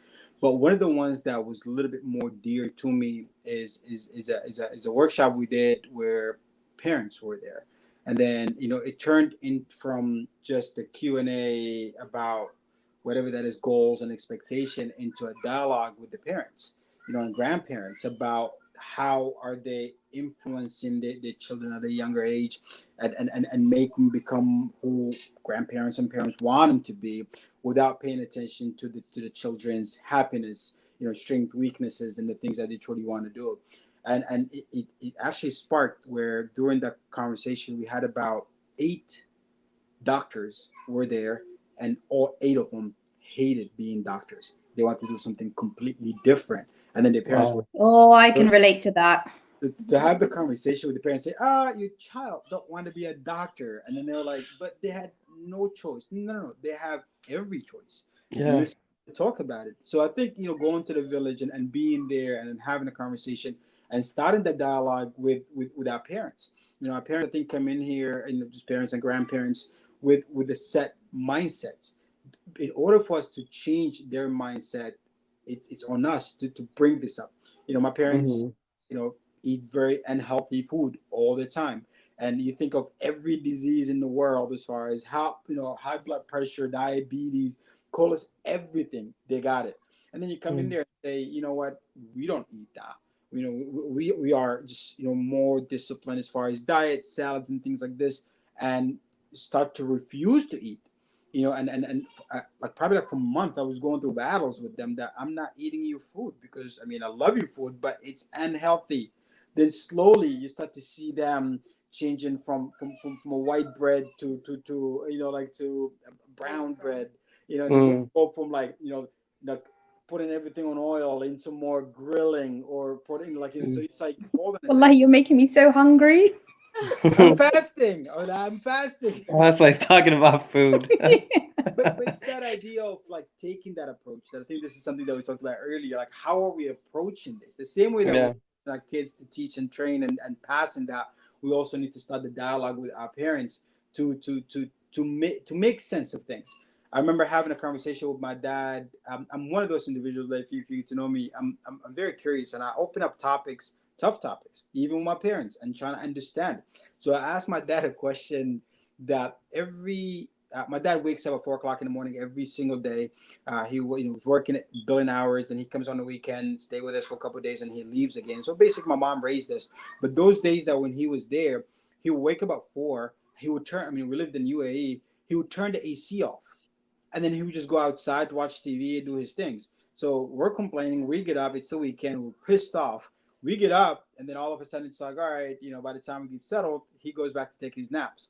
And that's something that, I want to be honest, pissed us off for years. But one thing that I came to a realization, for the past 6 or 7 years, I'm up at 4 o'clock. I'm a morning person. So I get up, I do my things, my deliveries every single morning. So I open up that dialogue with Dad. I'm like, Dad, like when growing up, you were so cheap. He was like, oh, what do you mean? Like, you turn off the AC, what are you trying to do? Like, save electricity? And he said, no, I want to make sure that you guys are up that early.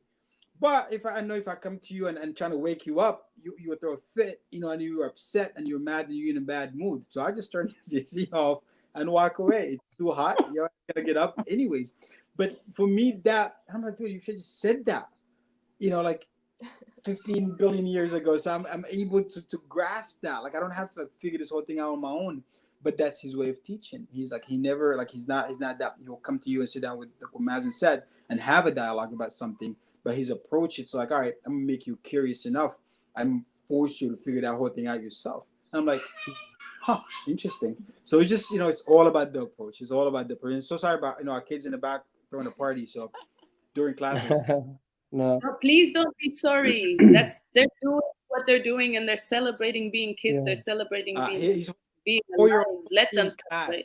He's watching a video, and he's having a party that both parents are hanging out. Well, you know why? Because because these kids have a very live and vibrant connection with our ancestors, and they are guided by angels. The angels continue to whisper in their ears, so they know that the current global education system is an ultimate failure. So whatever they will learn from class is going to have to be unlearned at some point down the line. So they know, and they are picking and choosing where to get their knowledge from. Kudos to them. More power. I will share one thing, Zima, before I step up for a quick call. We agree with you 100%. This is something we also had a conversation about when we got married. Both of us went to, grew up here, went to school here, graduated from colleges here, have jobs here, but both of us don't believe in the educational system in the United States. So our method as far as teaching, training, and this is something that I wish, maybe I hope every parent for young children to do. We allocate a month every year, like, and it's specifically their birthday month, which is March. I've said March 17th and March 25th.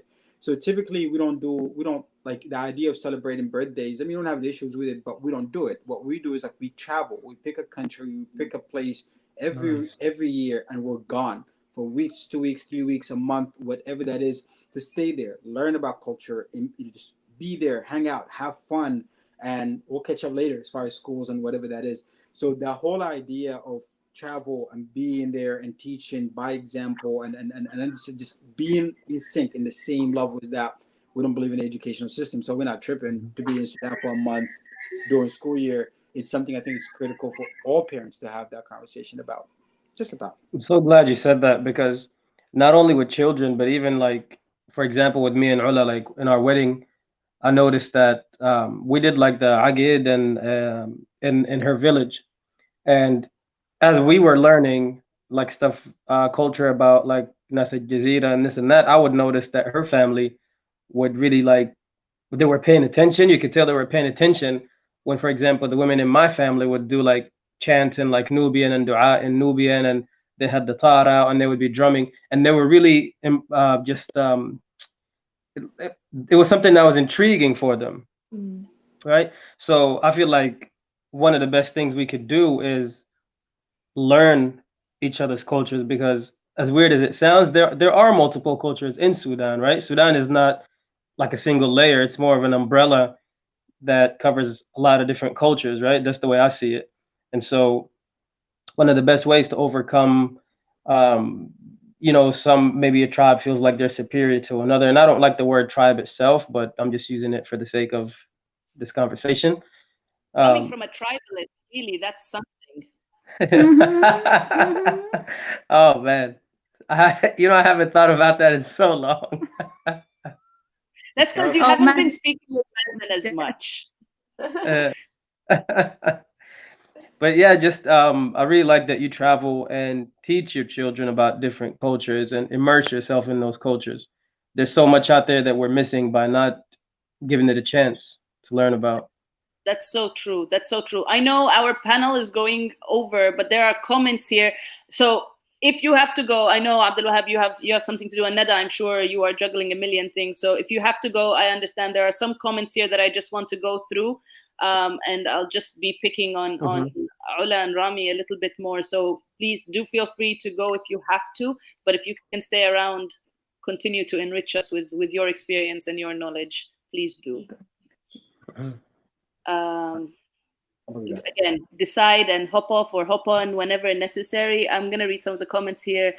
Lily says, sorry, of doing an ancestry DNA test, how do you all, I think she means short of doing an ancestry test, how do you all recommend we in America and other countries find specific traditions and history that we are connected to?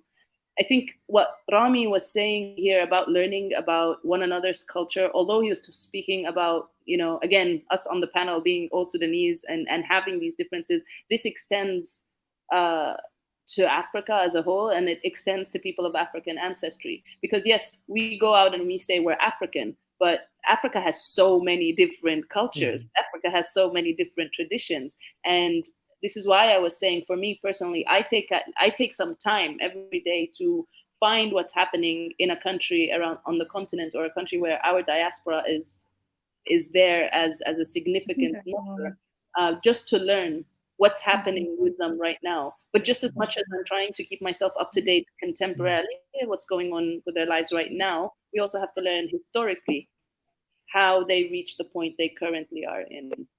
You know, I think whoever it was that made that comment, from what I read, she's saying that she maybe doesn't know what her like cultural background is. Yes. So what I'm saying is we learn all the cultures. If it's yours and you don't want to do the DNA test, if you don't want to do the DNA test, which I understand, if you don't want to do that, learn all the cultures. The one that is yours will 1001% resonate with you.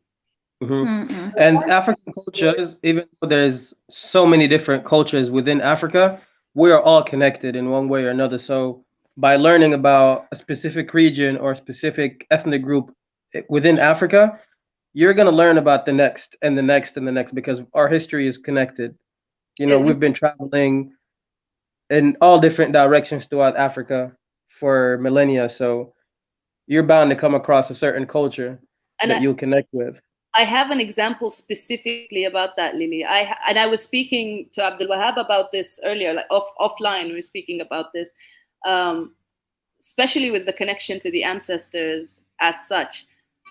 I grew up seeing my father. If we're visiting the graves, if we're visiting our ancestors, you know, to pray for them, to greet them, to honor them, my father would always pour water on the grave, and you know, I just thought it was because it was hot and he didn't want them to be hot under the ground, you know. But that's the only thing. As a child, I didn't actually think to ask why, and I never made the connection when I was in the US and going to an event where they start, like, in blessing the event, they start by pouring libation.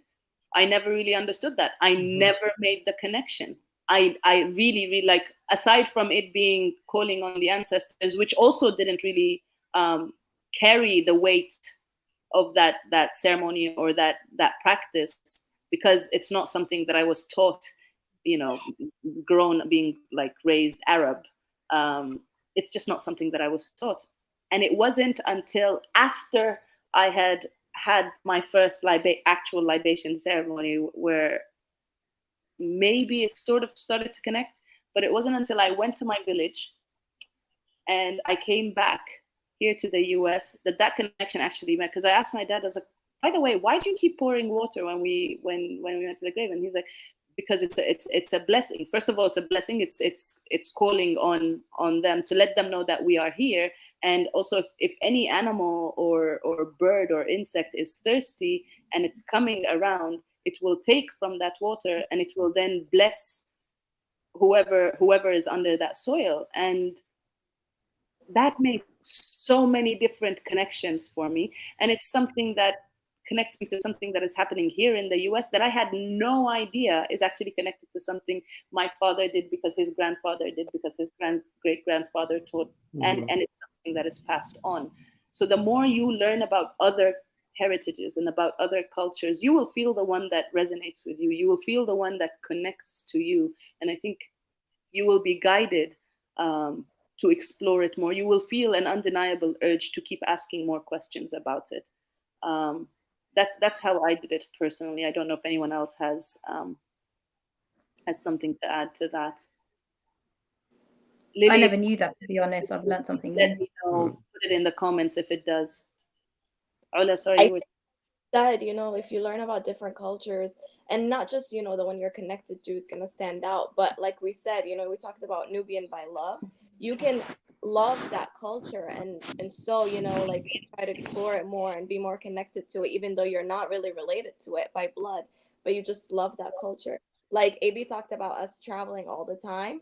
Laid, my 7-year-old, he loves Mexico, like loves it. He even claims that he speaks Spanish, even though he knows a few words. But I feel like for him, he's not related. You know, he doesn't have any Mexican blood, but he loves that culture. And he fell in love with it when we visited. He even asked that, you know, his next birthday that we go back to Mexico again because he loves it so much. And so I think you don't have to be related by blood. You can just love a culture for what it is and just explore it more. Yes. Thank you, Nada. That's really important. It's a very good reminder as well. Imani here is saying exactly, it should be 100 100. This is back to Abdul Wahab's comment on 100 100 from the couple and those who intend to support the union and family. Baba Siko and I had to be extra selective about who, what, where we put our own energy and that of our young children. Even today, pressure to conform is still debilitating, and we withdraw often to regroup, ground, center, and turn back towards our true values. Many with a strong cultural identity have a strong cultural family of like minds, often in their own community centers. In the rest of your comment is cut off, Imani, but we will go and read it on Facebook. Suzanne here is saying, I don't know how this might resonate with people here, but I have this sudden memory. I was raised in the Christian tradition, and in the Gospels, there is a quote referring to Jesus' journey into Egypt as a baby. It is, out of Egypt I have called my son. For some reason, every time I hear that, something in me leaps. What could that be? I wonder, anybody have any thoughts? Thank you, please. And if this, please let this go. Let go. This is distracting. No, it's, we have things that resonate with us or that call on us, and it's not distracting. It's something that'll make us think. Again, I don't know why it's calling on you, but I think that's something that definitely needs to. I think you should explore that more. And you're saying, I'm just seeing your other comment. You're saying I'm very inspired to learn about Nubian culture. I did not know about it before today. Thank you. This is why we do what we do. And if that verse from the gospel is coming out to you, as you are saying, this is the first time you learn about Nubian culture, I encourage you to explore the Nubian culture more. There is on Facebook, if you go to Nubia Fest, at Nubia Fest or the Nubia Initiative plug, follow and see, because last week was a full week of all things Nubian heritage, and see how it really goes beyond boundaries, beyond borders, and what that culture is. And just like what Nada was saying, one of the things that I personally took out of that is there are two kinds of Nubians, Nubian by lineage and Nubian by love. And the truth is, we have so many people who are Nubian by love, who identify with this culture, who have dedicated their lives to protect, promote, and preserve this heritage. And if you are one of them now, in exploring it, you might find that connection that you are in fact Nubian by lineage as well. Well down the line, because we are a people who have existed and continue to exist. And this is at the heart of our struggle here, the heart of saying, we've been here. And any attempt to repaint or reframe that we have been here and we continue to be here by trying to place some break in our continuity as a people is going to be rejected and is going to be broken down. Whether it's through art, through the work that Rami is doing, whether it's through programs like the Nerdy Nubian podcast that now Mazen is about to start, just by sharing facts on how we inspire all that is around us, whether it is by the work of the Nubia Initiative and being that bridge between academia and community, all of it is here. If it's calling on you, follow it, Suzanne. Follow it and reach out to us. You're part of the Africa Week 2020 family. Whether you're saying you're European, you're white, there is a DNA in you that is a Black woman's DNA. That Black woman, now, if I say that Black woman was Nubian, they're gonna say you're saying this because you're Nubian. Something tells me. I will leave that there and I won't go further. But please, fam, here with us on the session, tell us one thing you want to instill in your children, and one piece of advice or ask that you tell this family, our extended Africa Week 2020 family who are around the world, to make sure they instill in their kids as well. Whoever wants to start, any takers? I want to instill in my kids, I want them to know where they came from. I want them to know where they came from, and I want them to want to go back and, visit their country. I want them I feel like nowadays there's a lot of people, especially who live in the West, the diaspora, kids from immigrant backgrounds who know where they come from. Oh, do you want to go back? Your voice Nah, went a little lower. I think Rami's secretly muting the microphone. You're trying to silence her, you misogynist. Silence me. Is it better now? Is it better now? Yes, perfect. Oh. I was saying, like, I want my kids to want to go back to their country of heritage. I want them to love their country of heritage. I feel that, you know, our parents, not all parents, but generally parents make the mistake of forcing us to go back, forcing us to stay and visit relatives. Like, I've been going to Sudan every single year for 13 years, and it's the same routine. We visit aunt this, aunt that, grandma this, grandma that, but we never saw Sudan. We don't see like the positive of it. So inshallah, like, if I was to have kids, that's what I would do. I would take them to Sudan, make them see the beauty of it, make them fall in love with the country, rather than doing what my parents did and like forcing us, you know, to do it, because all that's going to do once they hit the age of 18, 19, where they have the... I'm telling you, he's doing it on purpose. Which one's it?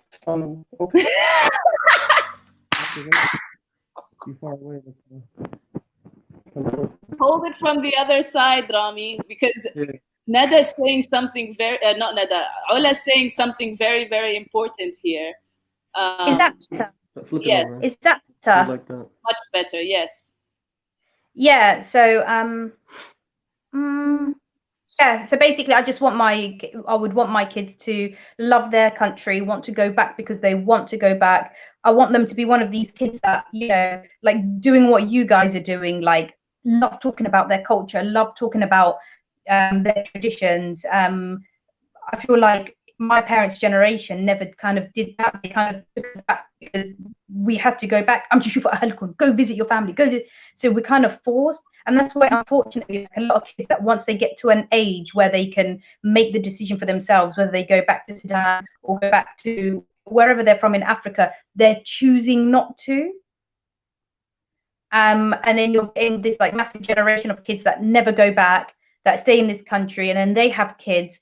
If their parents never go back to their own country, what makes you think that their kids are going to go back to their own country? So there becomes this massive association. And for me, as a, like, not a mother to be, I'm not pregnant, but, you know, like potentially like have a kid, for me that would be a big fear for my kids, not to want to be associated with their country and visit. That for me is a massive fear. So that's something that I definitely want to instill, inshallah.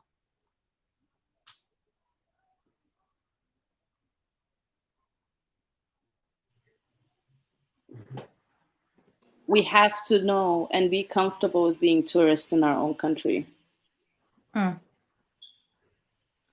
You know, I can't tell you how many. In fact, throughout Nubia Fest, we had so many Nubians tune in, and then there was one particular Nubian who kept saying, you know, I'm Nubian and I've never left Khartoum.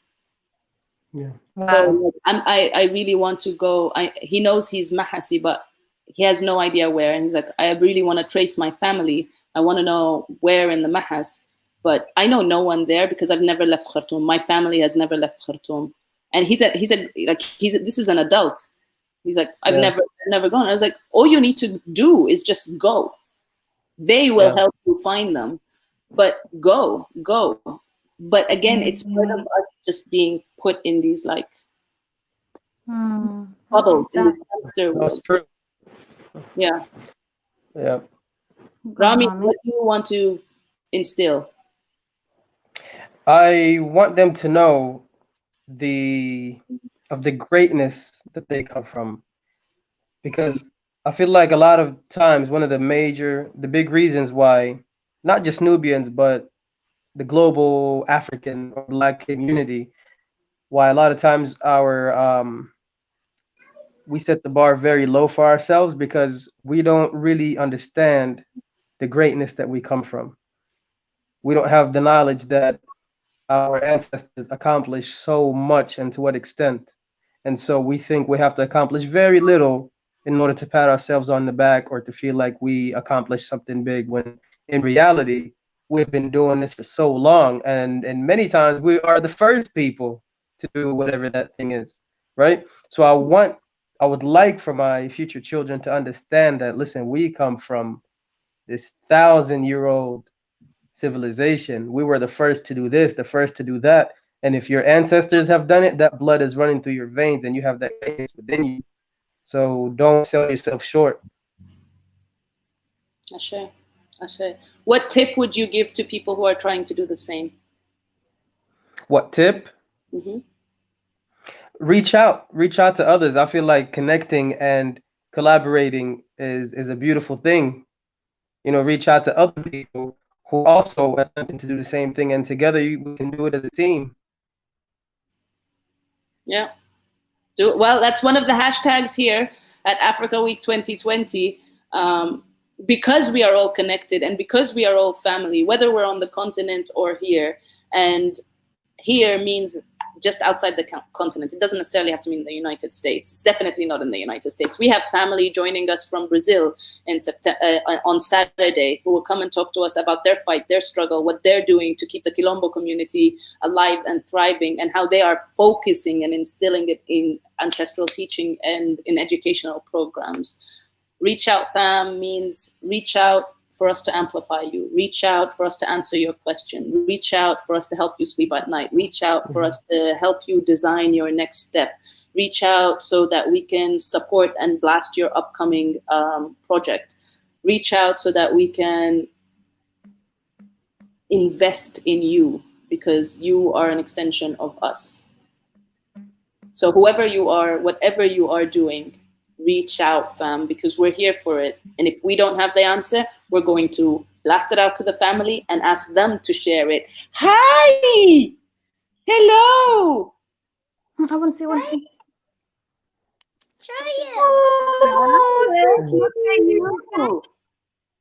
All right. Well, here's the next Oh, both of them. Well, Oh, I was asking Obai earlier today if he'll join me tomorrow.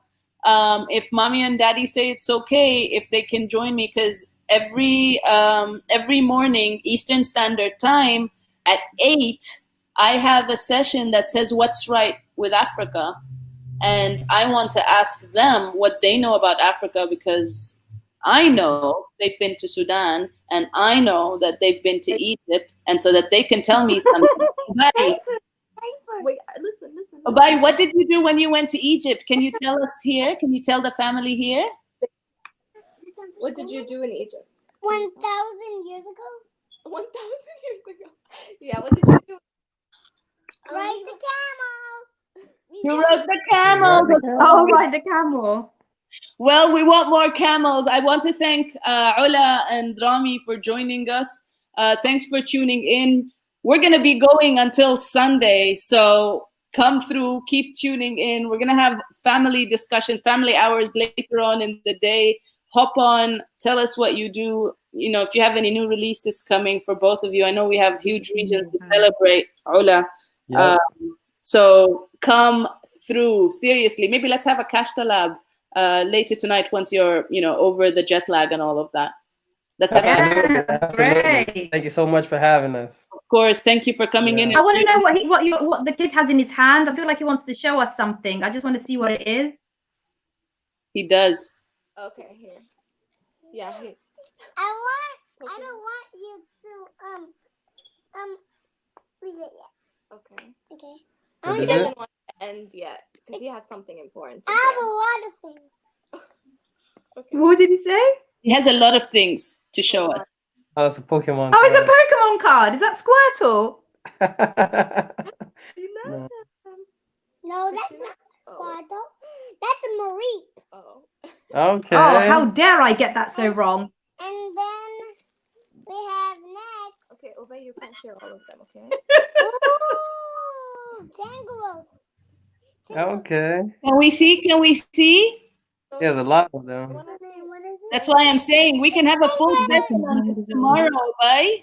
Yes, Obey will definitely. Will you bring the cards and show me tomorrow? Inshallah. Tomorrow, she wants to have, tomorrow you want to be in But you have to do all the checklists before you come on. Yes, yes.